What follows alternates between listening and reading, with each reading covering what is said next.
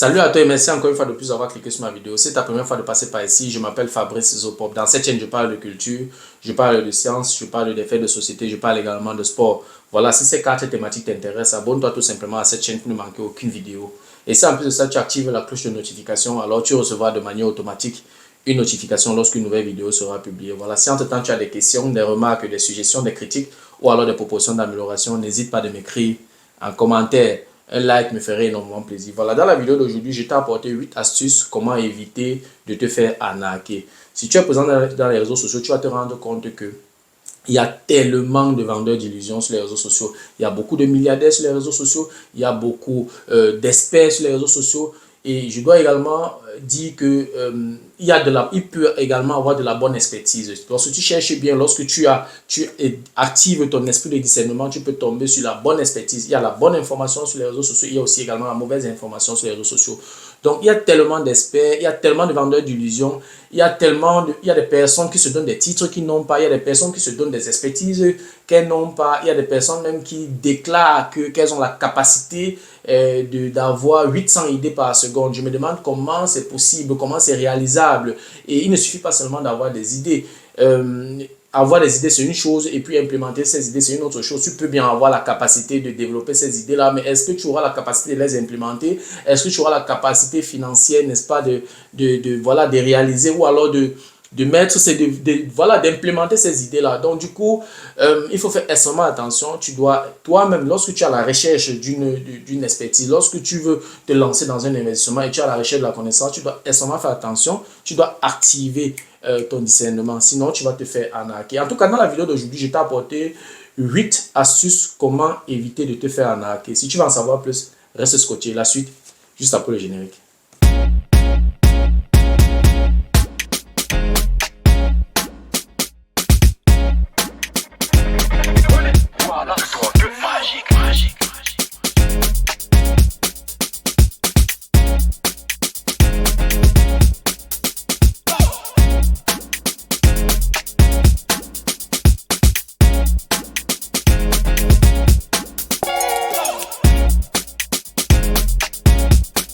Voilà, comme je l'ai énoncé à l'introduction, je t'ai apporté 8 astuces dans la vidéo d'aujourd'hui.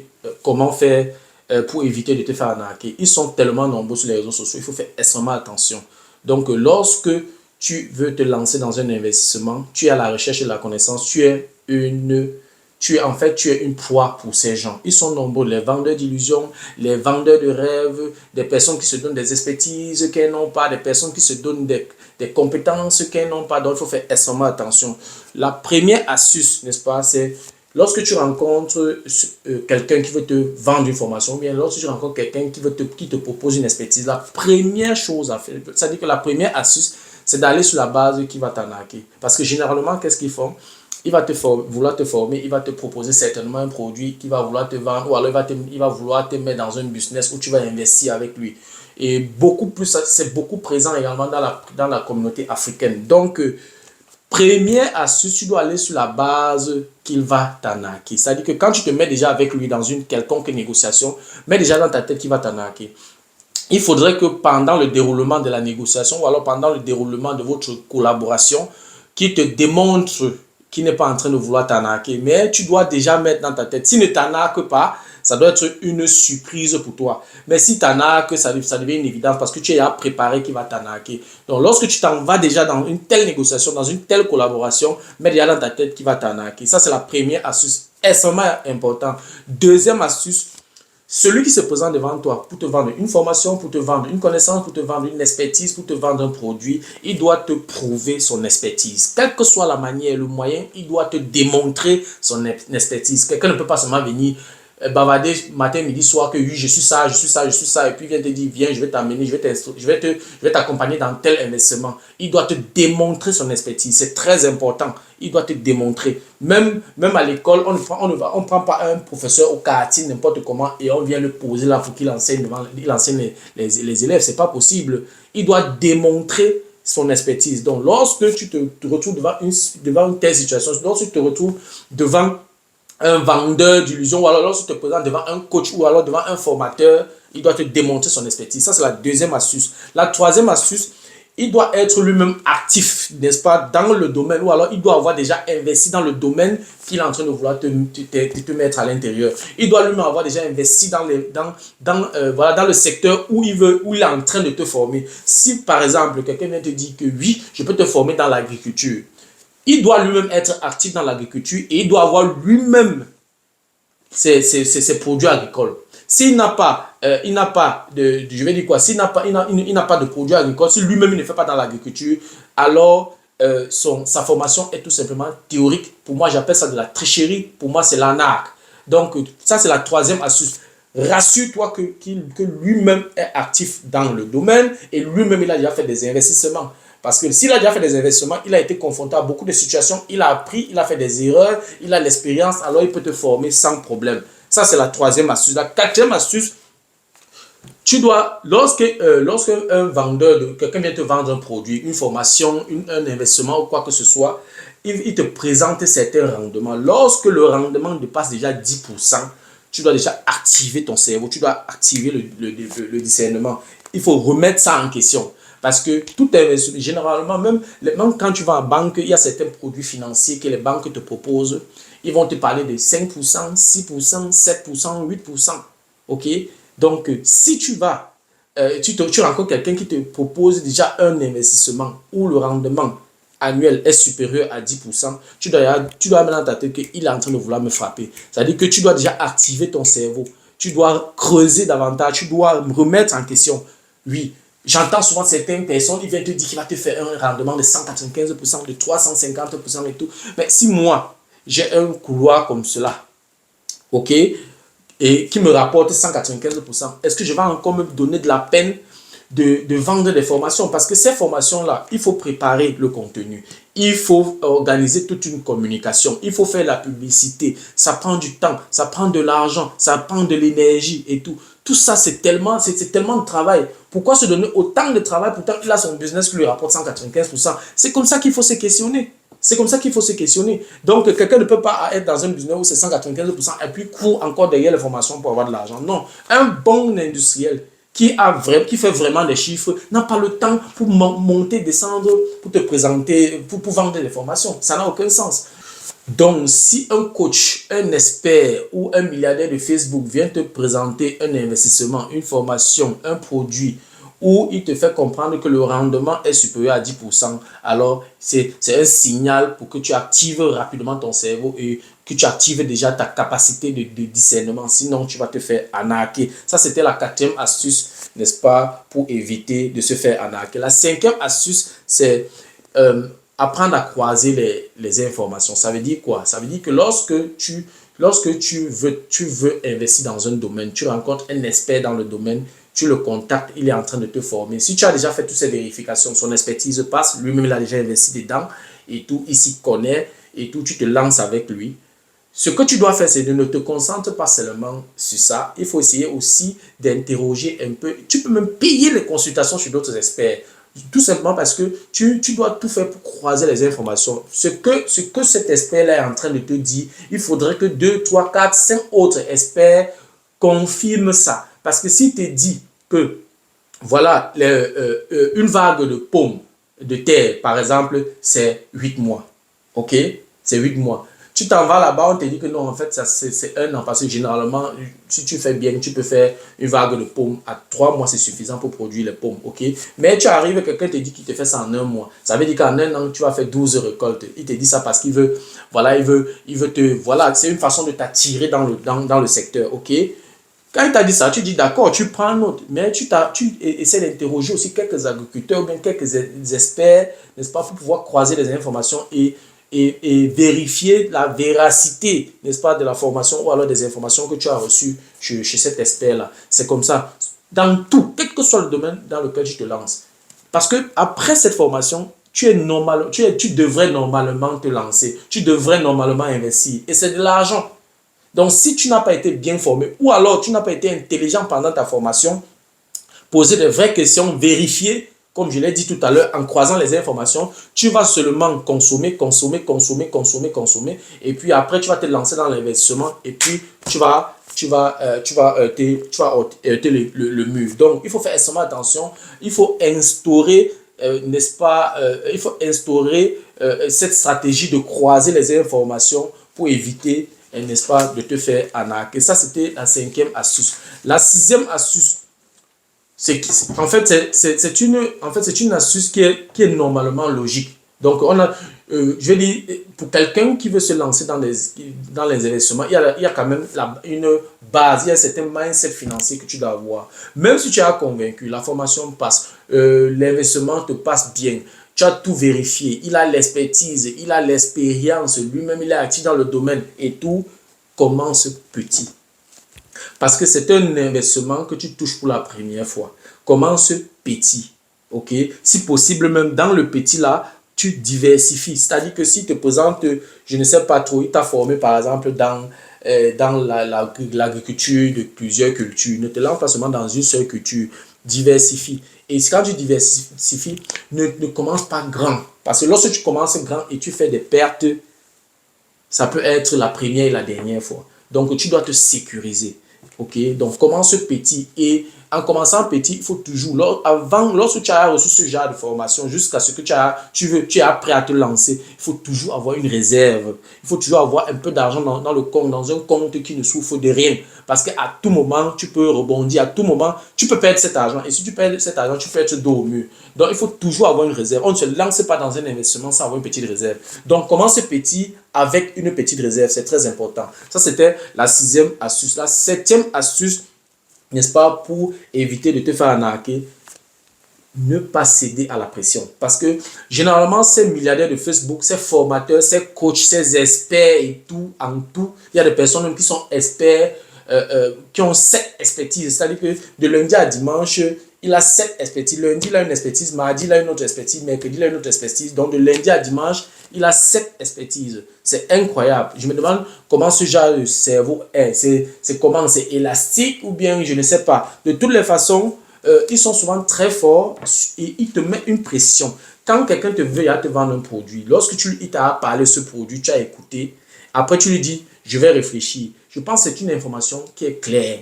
En fait, le débat est clos. Quand tu seras décidé que tu es intéressé par ce produit, c'est toi, le client, qui va l'appeler. Si continue à t'appeler ou te met la pression, ça veut dire qu'il est en train de vouloir te mettre dans un système très compliqué. Alors, donc, il ne faut pas céder à la pression. Tu dois déclencher à ton heure voulue. Tu ne dois pas déclencher parce que ton soi-disant coach te met la pression. Parce qu'il y a souvent des stratégies qu'ils utilisent. Non, il faut faire parce que il faut faire, le marché en train de se saturer. Ou alors, lance-toi dans l'agriculture, achète rapidement le terrain quelque part et tout. Les gens sont en train d'occuper. Par exemple, j'ai des amis, j'ai des collègues ou alors j'ai des collaborateurs qui ont acheté une bonne parcelle là-bas à Souza et tout. Et il reste une toute petite partie de 400 mètres carrés et ils sont en train de vendre ça à bon prix. Ça va partir. La dame qui a ce terrain-là, elle est actuellement hospitalisée. Elle a besoin d'argent. Elle a besoin d'argent maintenant. Ou alors, oui, son mari est en train de mourir. Ils ont besoin d'argent maintenant. Donc, vraiment, si tu avais l'argent, envoie ça, on te sécurise ce terrain. Tu ne dois pas céder à la pression parce que ils sont très forts. Ce sont d'abord de bons parleurs et ce sont des psychologues.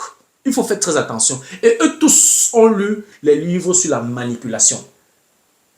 Va à Amazon, tu tapes n'importe quel livre sur la manipulation, tu vas découvrir des choses terribles. Terribles.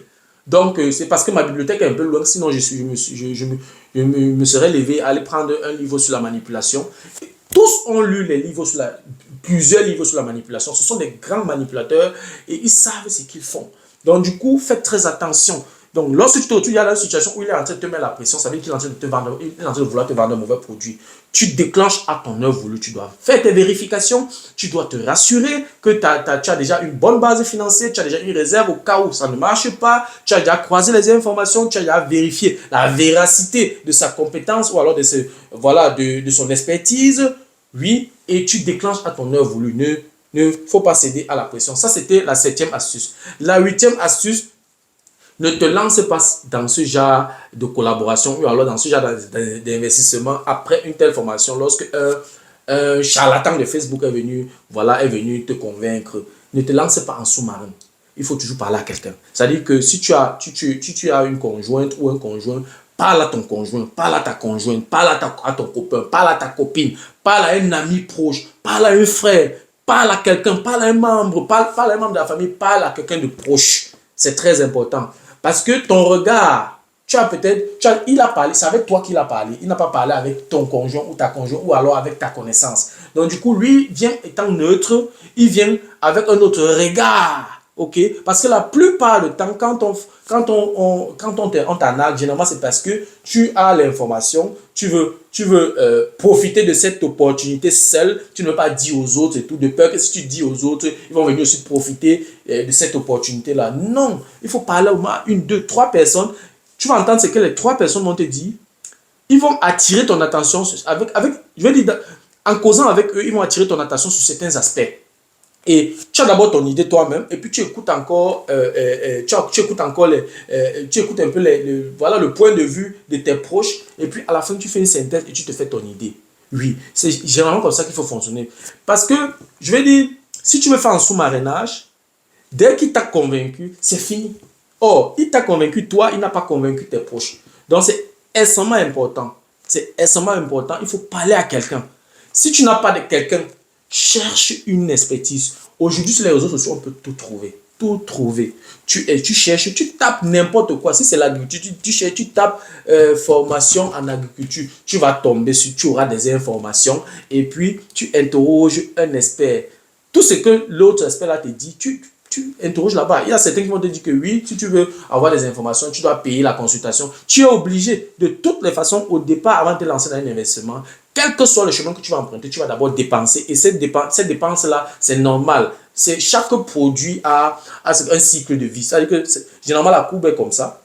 Ça descend d'abord. Bon, ça, c'est l'axe des ordonnées. Ça, c'est l'axe des abscisses. Généralement, ça, c'est le montant, je crois, et ça, c'est le temps. Donc, généralement, je vais dire quoi, ça c'est la durée, l'axe des abscisses c'est la durée et l'axe des ordonnées c'est le montant le montant, l'argent. Donc la courbe est généralement comme ça descend pour une période, après ça commence à monter, ça commence à monter, ça commence à monter. Et lorsque ça atteint la saturation, c'est là où la courbe commence à changer de sens. Ça veut dire quoi? Ça commence là par le bas, tu vois que tu es en moins, tu es au-dessus de l'axe des abscisses. Donc tu descends, tu es en moins. Ça veut dire que tu fais seulement des dépenses, tu ne fais pas de gains.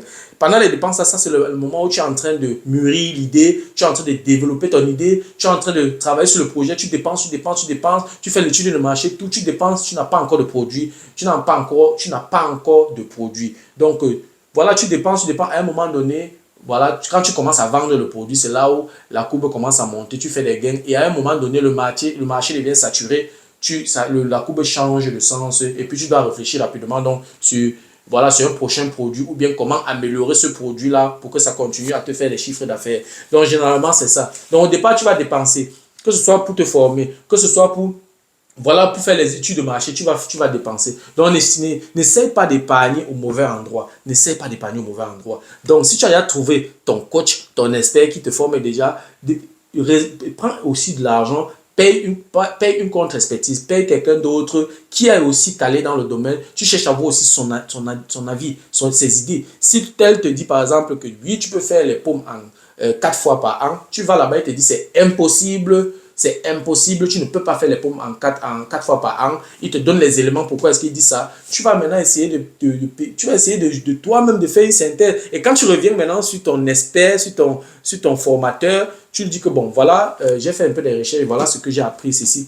Qu'est-ce que tu penses de ça? Que voilà, j'ai appris qu'on ne peut pas faire, on ne peut pas produire les pommes plus de 3 fois l'année parce que, voilà les éléments. À lui maintenant de répondre. Et quand c'est comme ça, il va comprendre qu'il a affaire à quelqu'un qui est éveillé, à quelqu'un qui fait des recherches. Donc, il y a des choses qu'il ne peut plus te dire, il ne peut plus te dire n'importe comment. Donc, tu dois être toi-même actif. Donc, aller apprendre un métier, aller se former dans un domaine, où tu veux investir. Tu ne vas pas seulement t'asseoir et on va te nourrir. Non, tu dois être toi-même actif. Donc, voilà. Si tu ne fais pas ça, tu vas te faire arnaquer.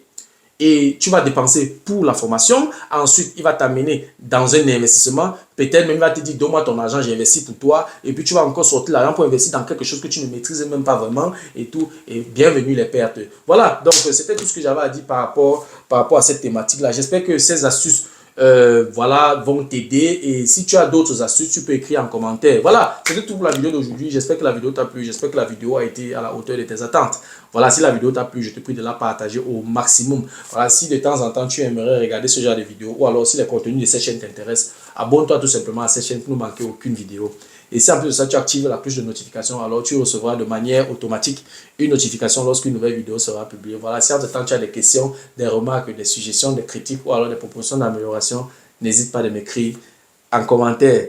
Un like me ferait énormément plaisir. Merci encore pour ta disponibilité. Merci pour ton attention. C'était Fabrice Zopop. On se dit donc au revoir et à la prochaine. Ciao.